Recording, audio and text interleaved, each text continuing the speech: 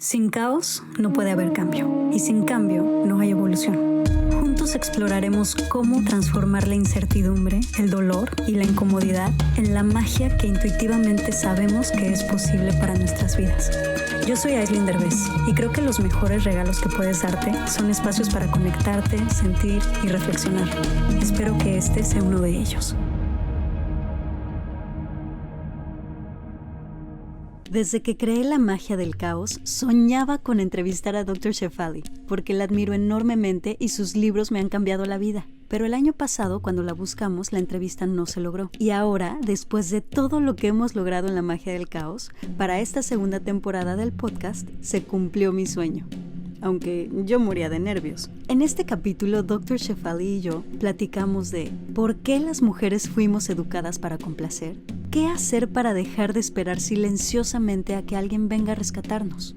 ¿Cuáles son las 3 amenazas a las que hoy todas las mujeres nos enfrentamos? La propuesta de Dr. Shefali sobre cómo deberíamos de medir el éxito de un matrimonio. La importancia de dejar de vivir como damiselas en apuros y empezar a canalizar otro tipo de energía. ¿Y cómo hacerlo? ¿Cómo dejar de repetir patrones? ¿Cómo no encasillarnos en ciertos roles? ¿Por qué la idea de que debemos poder hacer todo y ser exitosas en ello, es decir, ser buena mamá, buena esposa, exitosa en el trabajo, sexy, estar fit, inteligente, cocinar delicioso, etcétera, etcétera, es opresivo? Este capítulo es corto, pero cada palabra y cada concepto que Dr. Shefali plantea puede cambiar tu vida en menos de media hora. Disfruta el capítulo. Hi, Dr. Shefali. How are you? So good to meet God. you. I'm so excited to have you here. Such a fan of yours. Thank you. I'm really thrilled. You've written several amazing books that have radically changed my life, such as The Awakened Family, The Conscious Parent, that I have it here. It's one of my favorites. And also, there's a YouTube video that you have that it's called Pain as a Portal to Consciousness, that literally changed my life in 15 minutes. And now you are releasing a new book that it's called A Radical Awakening, that I have it here. And you talk about empowering ourselves through turning pain into wisdom and consciousness. I'm reading it right now, and it is mind-blowing. Sure. So my first question is, how can we turn pain into power? Many of us are so scared of pain in our lives because we have seen it as an enemy. Because when we were growing up, we were told not to cry, not to have big feelings. We were ignored, we were invalidated, we were told to be strong and be brave and be pretty and smile. So painful feelings are very scary for us. But as we realize and evolve and grow up, we begin to see that the pain is here because there's something that we need to grow from. And it is only through the coming up against pain that we can move and evolve. So this is how pain can be used by all of us to grow. So our children, when they don't listen to us, or our partners, when they upset us or they leave us, these are actually moments, opportunities to grow. But because we've been so scared of painful feelings, we want to run away from them. Exactly. And I think that we often lose ourselves and become literally wandering, victimized ghosts also. And I want to ask you, why do you think this happens? And how and when exactly do we lose our authentic self and start building our lives on top of lies and victimization? Very young, because we wanted mommy and daddy to see us and to honor us for who we were. Exactly. But because mommy and daddy were part of the culture, and mommy and daddy were all about how we looked and what grades we got and being good, that mommy and daddy ignored us until we met their expectations. So we learned to put on the mask. If the expectations were too high, we shut down, or we got angry and rebelled. But many of us girls became the good girls, the very good girls, and we became followers. And so now when we grow up in our own life, it's very hard to get power, to take charge, to follow our voice. We're very afraid to be our own biggest lovers, advocates. It's terrifying to us to own our voice. Exactly. I'm reading that in your book you talk a lot about the female role. And I want to ask you, why do you think that we lose ourselves in relationships with men as women? So as girls, especially because, our biology is set up to give, our breasts give milk, our vaginas give birth, our bodies are set up to be givers, that we naturally want to give. But now culture has told us that if we don't give, we're not going to be worthy. Exactly. So our natural giving goes on crazy level, and we give so much that we destroy ourselves. And I haven't met a single woman who has not destroyed herself and forgotten her true voice. This happens to all good girls. And all of us deep down have been conditioned to be good girls. And that's why culture allows the patriarchy to get away with murder, because we are all good girls, all of us keeping quiet. When we're not pushing back against anybody, so they're getting their way. And the earth is being destroyed, and the male is destroying everything because we have been too quiet. So this book, A Radical Awakening, is to wake up the power within women, to remind them, no, we cannot let our earth and our children down. We have to start speaking up a lot, not in anger, not in hatred, in our inner empowerment. And we need to check the toxic men and tell them, hey, go back, but they're not getting any resistance from us. Exactly. So, and I don't think that any woman gets away with it. Like even the strongest women and the ones that are like very feminist, I don't think that they even get away with it, right? Nobody gets away with it. And it's so part of the world to be nice, to be skinny, to be sexy. I mean, we have so many things to be, like the best mother, the best cook, the best sexy woman, the best. Now we have to be successful in business. We are supposed to do everything. And this idea that women can do it all is also oppressive, because now we've taken that inside our head that if we don't do it all, we are less. How to do it all? We just gave birth. We have 3 children, for example. How to do it all? So every message from culture is actually against us, and we don't realize it. The message to be young and beautiful, that's actually an oppressive message. Exactly. We don't realize it.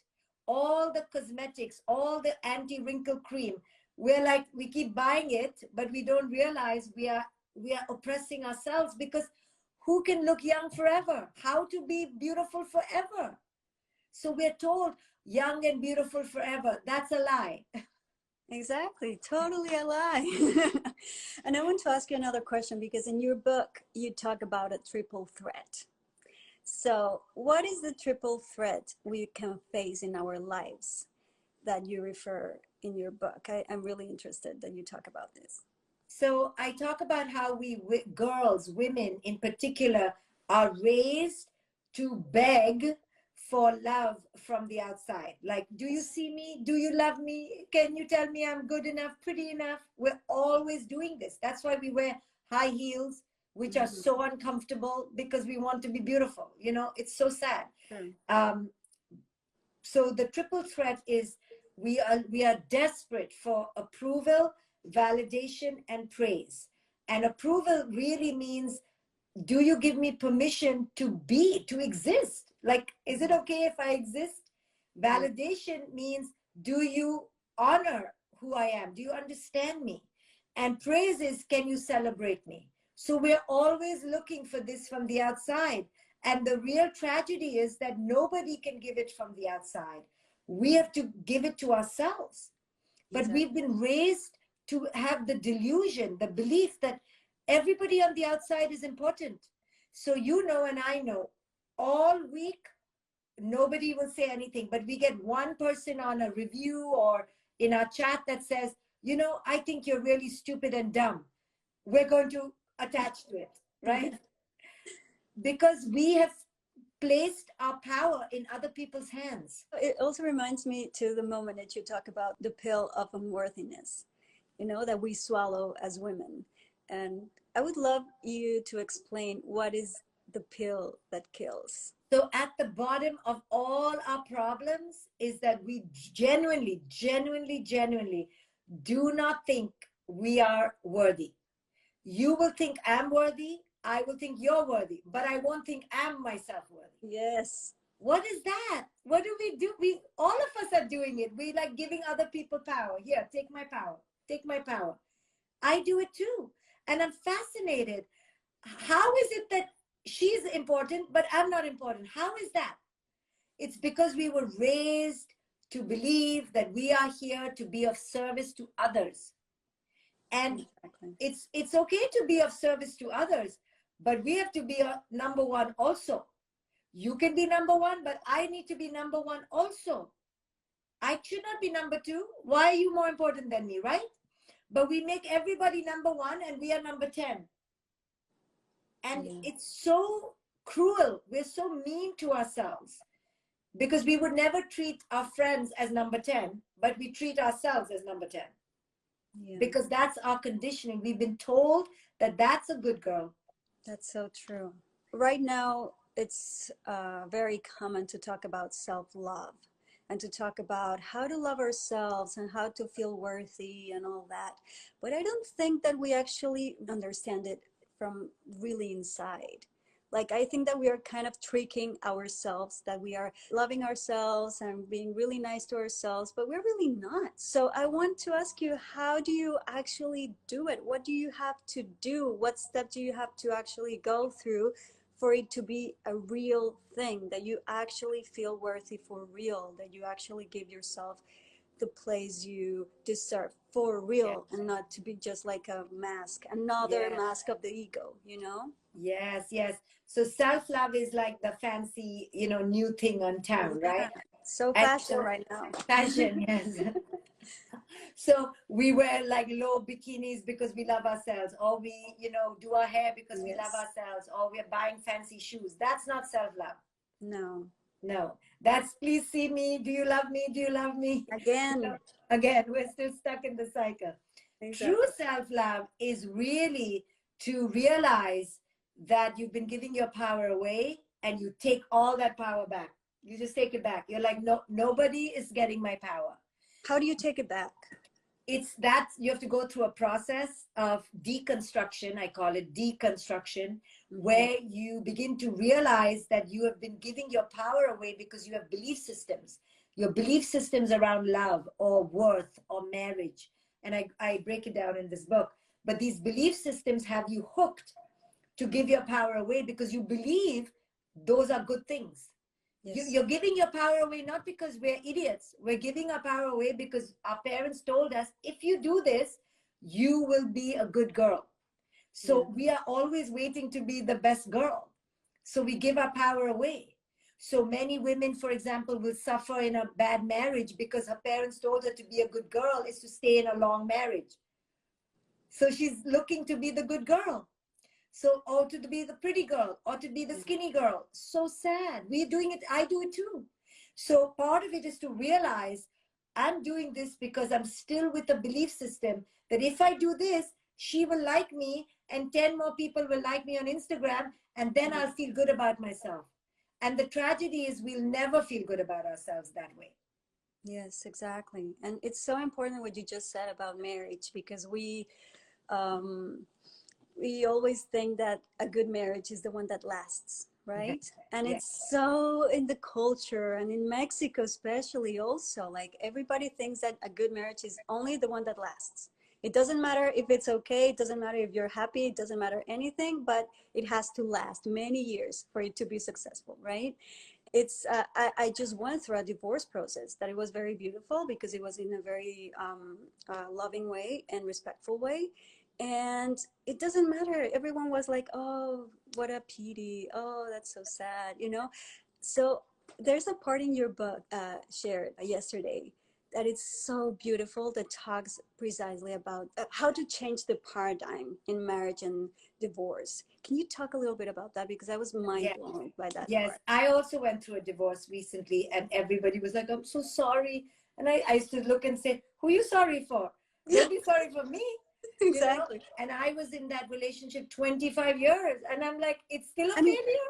of course, it's painful. It's one of the most painful things that I've ever gone through, but it is also very like expanding and Yes, beautiful too, you know? of course. It's because we've put marriage on top of love. Now marriage is more important than love or growth, right? So marriage is a contract between two people who technically, if they really loved each other, shouldn't have a contract, if you really think about it, right? Exactly. Like, do we have contracts with our friends? You know, it's like we have it because it's culture saying you guys better stick together. And Mm-hmm. then they put God into it. They put a little bit of guilt or a lot of guilt. And now you're dead. Like, if you think about anybody else, you look outside or you think about ending the marriage, you're a sinner, right? Exactly. So this is how culture has controlled us, you know? Yes. And the marriage model is based on longevity, on length of years. Never mind if you're like in different rooms, you're like roommates, you don't like each other, it doesn't matter. And I in the book propose that how do you change it to a growth model? Yes. Like, are you done? Like, you spend more time with this person than your parents, than your children, than your friends. And just like you leave your parents one day at 18, or your Exactly. children leave you, this one also, if you need to leave, it's okay. It's not a disaster. But because culture has created such stigma, and this is the way it keeps women in control. You know, marriage was created after the agricultural revolution for control of property and children and women. Yes. So that's why we have a contract. It's based on ownership and possession and control. And it's lovely if you're lovely in it. And if you stop being lovely in it and you can't grow, then you should leave. And Yes. you should be allowed to leave. And you and I know what pressure we had in our head because we thought we were being evil to go through this process, because our belief system is, again, to be a good girl is to do X, Y, and Z. Exactly. So if we are like, oh, I'm not a good person, I'm a failure. And in this book, I change all that idea. It's Exactly. nonsense. And I It's love it. I love it that you put the focus in. It doesn't have to be forever. It doesn't have to, the success is not in how long it goes, but in how much you're growing, in how good you're feeling in it. yes, And yeah, and it doesn't matter that if it doesn't mean that if it finishes, it was not worth it or it wasn't beautiful. It's the yeah, it's opposite, so you know? stupid. It's just so dumb. But it's the way because we are caught up in numbers and money, and we have to count things. We don't understand that the real beauty of life is how authentic we are. Are we being real to ourselves? When you're real to yourself, you spread joy everywhere. When you're Exactly. unhappy, you're miserable, and Exactly. you spread misery in the world. So Yes. I mean, I wrote this book because I went through the pain of my trauma. That's Yeah, why I can write a beautiful thing, because you exactly. right. So it's the most beautiful thing in the world when you can grow. Whatever you're going through, divorce, a job, Yeah, hair loss, hair growth, it's, are you growing? Are you becoming more you? Are you becoming more free from the opinions of others? exactly. And yeah, a similar thing happened to me when I created my podcast, La Magia del Caos, after a lot of pain that I went through. And I turned that pain into all that work. So it was very beautiful. And Yeah. I want to ask you another question because in your book, you explain that we should embrace the emptiness. What do you mean by this and how can we start doing it? So what I mean by emptiness is Uh-huh. it's a concept in meditation where you begin to understand that all your roles and your labels are Mhm. all just um, superficial. Yes. You're not even really a mother. You're not a wife. You're not a pretty girl. you are something more than that, that can never be changed. And so embracing emptiness means to embrace the emptiness of these roles. These roles and labels are not who you are. The true you is something beyond the role. So once you release that I am more than a mother, I am more than a wife, I am something of the universe, then you begin to let go and you can really expand into yourself. But if you're clinging to the role, I'm a mother, I need to be the best mother, oh my God, you'll raise the most unhappy child, right? Exactly. Because you're living through that role. It's your Exactly. PhD thesis, your dissertation, you know, and who can deal with that? So when you let go of that, you let go of that and you become empty of the false self and you enter your true self. Exactly. So important. And I think that sometimes we do not understand how emptiness can be so powerful because we think that emptiness is nothing, it's not worth it, and we're wasting time when we're doing nothing, for example, instead of realizing that we actually get in contact with our true power when we're actually doing nothing and we're Yes. going inside and knowing ourselves instead of just doing outside, right? And Yes. um, going back to what we were talking before, I want to talk about the damsel princess energy that we all women have, and you talk about in the book. And you talk about we all women have this damsel princess energy behind, and that we have to stop that and we have to embrace our queen energy. So, what is the queen energy and how can we channel it?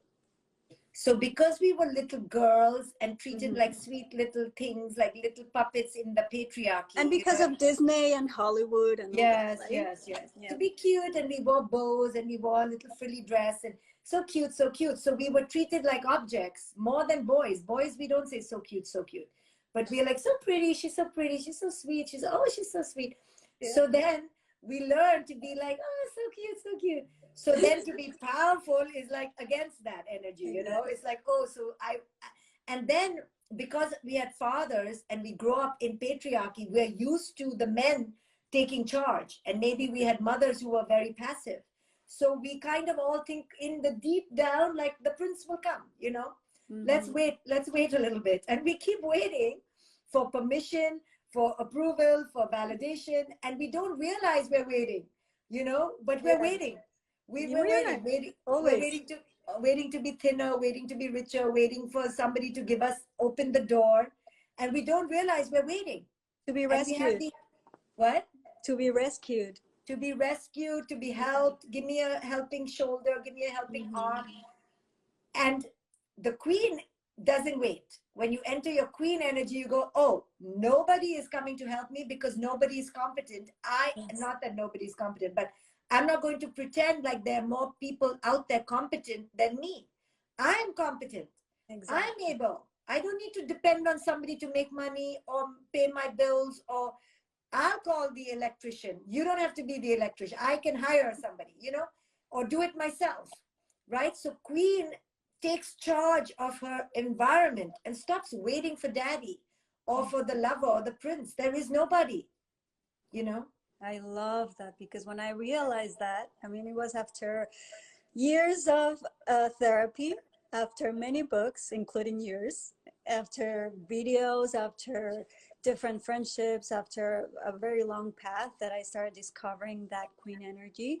And I'm still not very good at it. I'm still like, I sometimes I'm like, I'm still in the waiting for people to help me or rescue me. But every time I go more into my queen energy, and it's such a change. It's like a complete shift of life, and it's when you actually start really living, and it's so beautiful because it's you feel so powerful, and it reflects in all the areas of your life. So tell me something that all the people in my podcast, the people who listen, always ask me, and I want to ask you the same question, is how do we break free from inherited patterns? It's many steps. So it's not easy. And I have many courses that teach that because it's not easy. Yeah. But just to put it simple, first you have to be aware that Mhm. you're repeating an emotional experience from childhood. Yes. Then you need to take action to break the pattern. So first is awareness that I'm anxious and I'm repeating the pattern. I'm coming from lack. I'm coming from need. I'm coming from begging energy, you know, please, pleading energy, princess energy. And then the next thing is, okay, how do I shift? Well, that you have to work with a coach, with a therapist, take a course, and really go deep for 8 months to disrupt the pattern. So whenever it shows up in your life, you have to disrupt it and change it. And that you need help for. But there is a way. And this book gives you the language to go from the old to the new, from fear to courage. So this book is the map, but then you have to implement what's in this book, right? You have to take action. Exactly. And one last question. I really want to know, what was your deep inspiration to writing this book in particularly? Like, what happened to you? What did you go through to actually have the nerve of, I'm gonna write this book and I'm gonna write everything that is inside this book? Like, what did you go through to write it? I think, you know, in our mid 40s, when our children grow up, something happens to us where we become very brave because we're tired. We're tired. We're like, I did that, I did that, I did that, I did that. And I'm sick and tired of making everybody happy. So when I broke my pattern of trying to make everyone happy, I freed myself. Yes. You know, the genie left the bottle and finished, cracked the bottle, broke the bottle, shattered the bottle. And I became free. And I realized I want to offer other women the permission, the power, the sisterhood that you can do it. Look, I did it. Don't be scared. And this came out of deep desire to help other women to break free and to see themselves in a beautiful, powerful, worthy way. It was a love song, really. Wow. I think I'm still in the path of understanding how to do that, because I, of course, find myself like wanting to make happy, like all the people that follow me, for example, all the people that I'm working with, all the people that I'm relating with. So that's such an interesting way. So I'm going to continue reading it. I'm so excited. Thank you so much for your time. It was Thank you for your time. I'm always here for you. I'm honored. Maybe we'll meet one day. Thank you to all. You have 2,000 people listening. So go and grab your book. You can go to aradicalawakening.com and you can get the book there. I'm doing a 10-day course right now. I'm in day 3. They can sign up if they want. It's all recorded. So grab the book. Thank you so much. I adore you and I am so grateful. Bye. Yes, bye-bye. Bye. Ojalá que hayas disfrutado este episodio. Y recuerda que en nuestra página web, lamagia-delcaos.com, puedes encontrar mucha más información de estos temas y de nuestros invitados. Tenemos blog, tienda en línea y material exclusivo para los que se suscriban. Síguenos en todas las redes sociales como @lamagiadelcaos. Gracias por darte este espacio con nosotros.